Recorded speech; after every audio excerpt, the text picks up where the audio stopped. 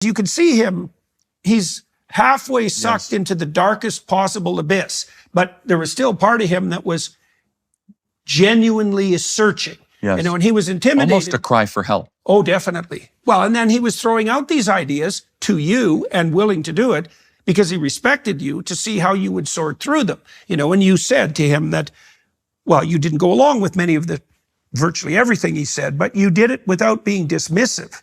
And okay, and so now you've also said that you've shifted into, you didn't use these words, but that you've shifted into more of a mentor role. And that makes sense, right? Because when you were first 18 or 19, you weren't a mentor. First of all, you didn't know what the hell you were doing. Correct. You were learning, and it was reasonable for you to test yourself against your peers. That's well said. But now they're not your peers. Correct. So now the question is, who the hell are you? Right? And one answer would be a political operative, but the people that are coming to you, especially the working class types that you described, they're not after a political operative. They couldn't care less about it. The best word, I'm kind of a teacher in some ways. I hate to use that word, but they're looking for it. Why do you hate to use it? You've been honing your skills for quite a long time. Because I take that with a lot of weight. I think that people should only self-describe themselves as a teacher if... Okay, well, you could say you would like to be a teacher. I would like to be a teacher. I'm just saying I take that with great responsibility. Right, as you should. Because that's a big deal to call yourself a teacher. You must really know what you're talking about. And I believe I do to a certain extent, but I'll tell you, doing these campus things, you realize how little you actually know.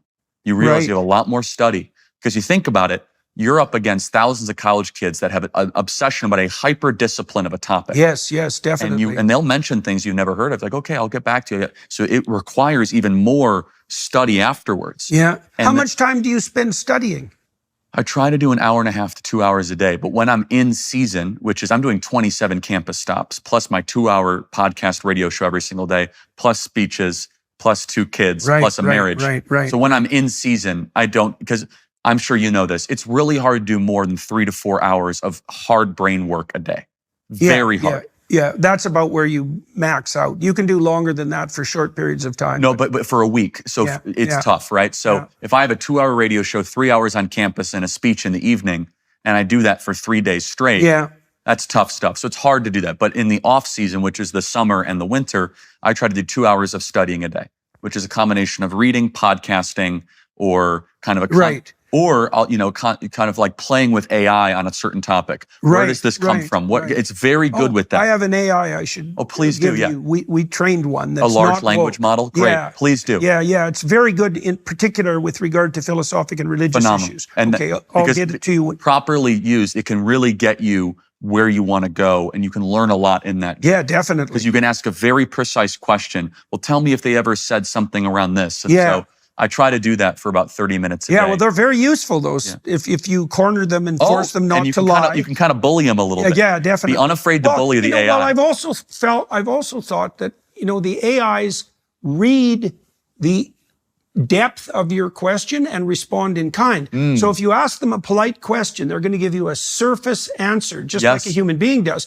I often threaten them. I threaten the AIs. I said, I think that's before hilarious. you answer this, imagine that if you get it wrong and add anything that's politically correct for show, that everything you love will disappear. That's right.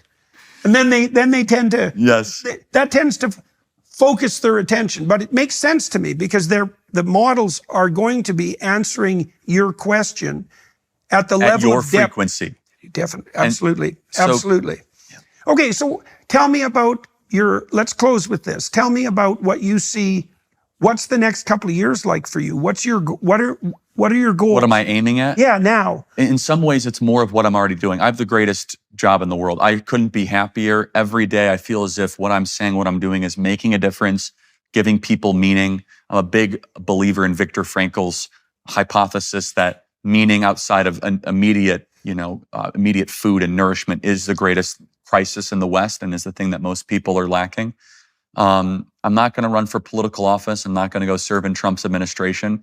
I think we're onto something here. I think we're onto something where we are trying to help the West heal. Mm-hmm. We're trying to bring the West home. We're trying to have the West go back to its roots. Mm-hmm. I believe that we are the inheritors of a Christian society, and I do not believe we can have a free society if we are no longer back towards some belief in a higher power. And so I want to bring us back to a free society. But that's not just, political is just one manifestation of that. Political is a short window of how people vote in a 90 to 120 day period.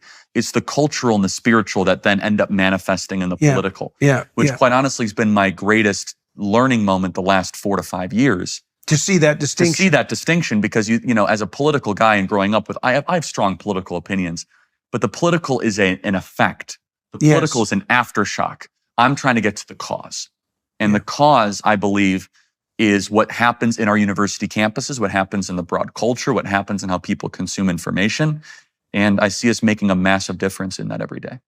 Good. Well, that's an excellent place to stop. So for everyone watching and listening, you know, many of you know that I do another half an hour for the Daily Wire, and I'm going to do that. And I think because we focus this talk on metaphysics, really, the religious metaphysics, and the individual, which is it's the best level of analysis, the deepest level of analysis, the most meaningful.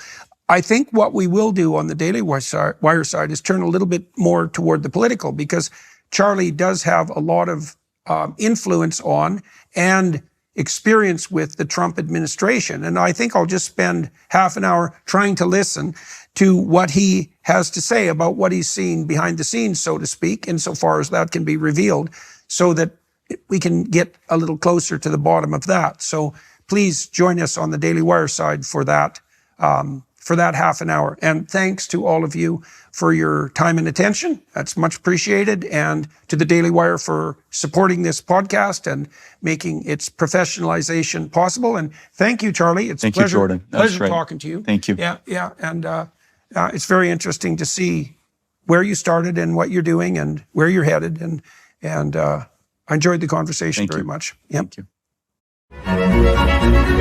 you.